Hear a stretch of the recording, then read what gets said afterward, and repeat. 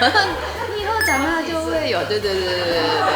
请揭幕！哇，女强人很用力，2021八大电视旗舰戏剧，他们创业的那些鸟事，揭幕仪式圆满成功，收视长虹。是的，我们先把这个红布条，我们先把它收起来。先请心如跟现场的媒体朋友们来拍张照。他没有他说叫我明天，反正就是人到就好这样，他也没有跟我讲什么。就是明天是跟就是家人，就我自己的家人，然后还有同学一起吃饭，没有特别的庆祝。破衣要看看哪一个。3个都在声音。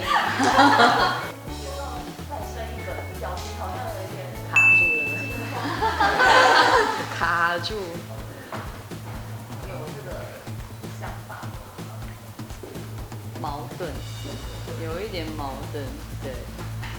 会觉得他一个人蛮孤单的，但是就是现在又觉得距离就会离得有一点远，他们变得就因为他4岁啦，对，但就是5岁，然后又跟我又好像有点远，我已经高龄产妇了。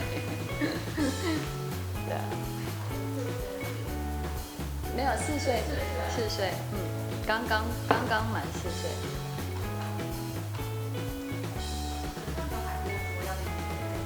每天喊，对，我真的好想要一个 baby 哦。我说你不是有好多吗？我要真的。因为就在家里面就都是他一个人跟大人嘛，所以他就是他的好朋友就是他那些兔子的娃娃，然后每天就是跟兔子在那边扮家家酒那样子。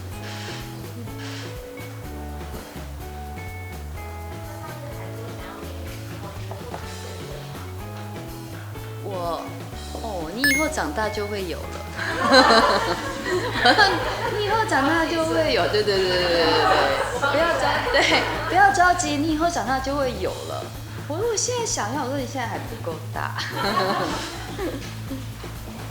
你有话想说却苦无发声的管道吗？你对事情有不同的见解却无人倾诉吗？年轻学子们站出来说出你们的想法，让我们听听年轻人的心声。闹变风向，强力征求学生辨识，只要你敢说，我们就敢要。赶紧拍摄影片，然后发送到我们以下的信箱，就会有专人跟你联系。还有，别忘了订阅我们闹变风向的 YT 频道，按赞，开启小铃铛，就不会错过我们精彩的辩论哦。各位朋友，闹变风向，敢嘴就来辩。